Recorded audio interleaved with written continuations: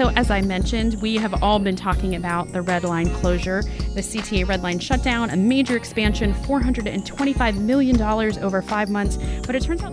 Well, they say it's to renovate the tracks and to overhaul the track beds and the third rail, some stations as well.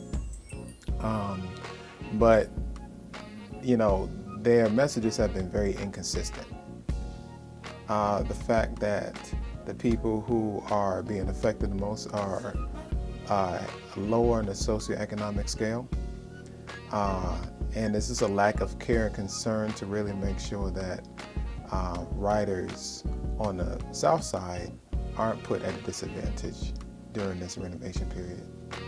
In terms of this Red Line shutdown, I don't know if controversial is the right word, but I think that there's been a lot of discussion about it. Do you think what are some other major controversies there have been about the L in Chicago over time, historically? Have they been about these construction projects? Well, I'm thinking about in 79, I guess it was, 77, whenever Blandick was mayor, and 79 hit a big snowstorm.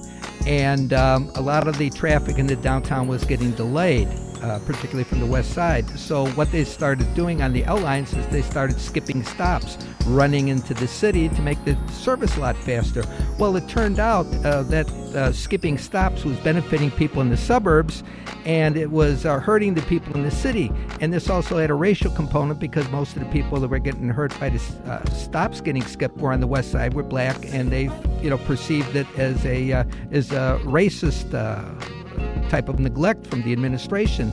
And so I don't think it's a coincidence that those stops have a larger white population getting onto the train, whereas the other stops that typically see an express train go through are mainly black rider stops.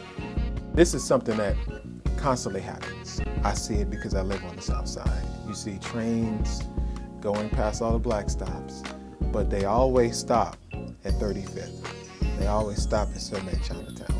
So those of us who experience it, we see it on a daily basis. But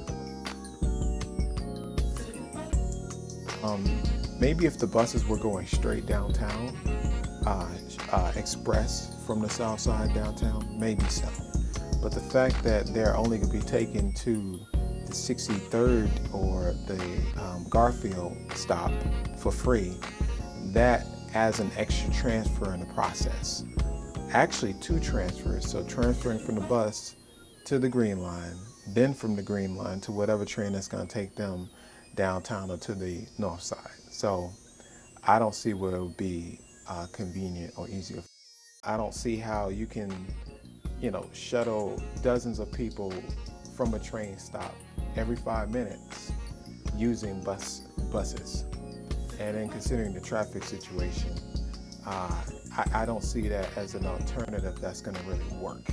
And that's serving some of the busiest train stops in Chicago. I mean, I hate that they have to go through all of this just to get to their destinations.